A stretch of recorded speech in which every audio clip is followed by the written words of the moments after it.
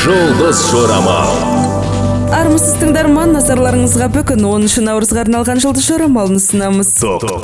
Үлкен жобаны қабылдауға қорықпаңыз, ол сіздің түсіңізде екені сөзсіз. Балалармен қарым-қатынас жасауға қолайлы күн, қатал шешімдерден аулақ болыңыз. Оларды тез қабылдамаңыз.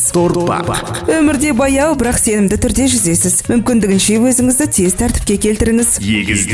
Бүгін сатып алу үшін тамаша күн. Сапалы заттар жеңілдікпен сіздің қолыңызға түседі. Біреудің харизмасы сізді баурап алып, өзіне бағынуға мәжбүр еткіздіреді. Сақ болыңыз.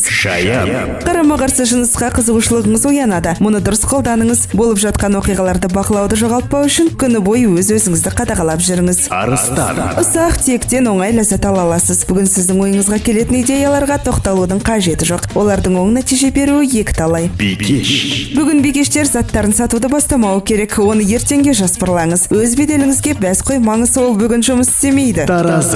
Бүгін кез келген жаман ниетпен күресе аласыз. Өзіңізге деген сенімділік шегін жоғалтпауыңыз керек. Таразы, сіз бәрін жарты жолда тастаудан шаршамайсыз ба? Осы уақытқа дейін қанша жеңісті жоғалттыңыз? Ал ендеше іске сәт.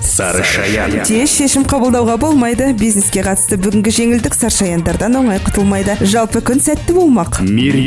Бүгін мергендерге өз қауіп-қатермен және тәуекелмен әрекет етуге рұқсат етіледі. Нәтижесінде әрекеттеріңіз ақталады. Көп нәрсені бірден бастамаңыз.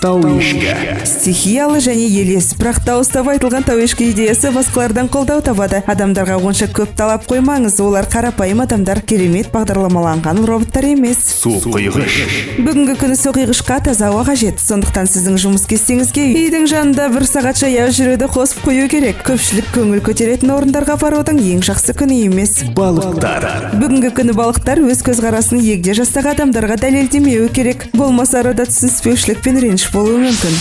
10 наурызға арналған жұлдыз жорамалымыз осындай. Жұлдыздарыңыз жарық болсын. Жұлдыз жорамал.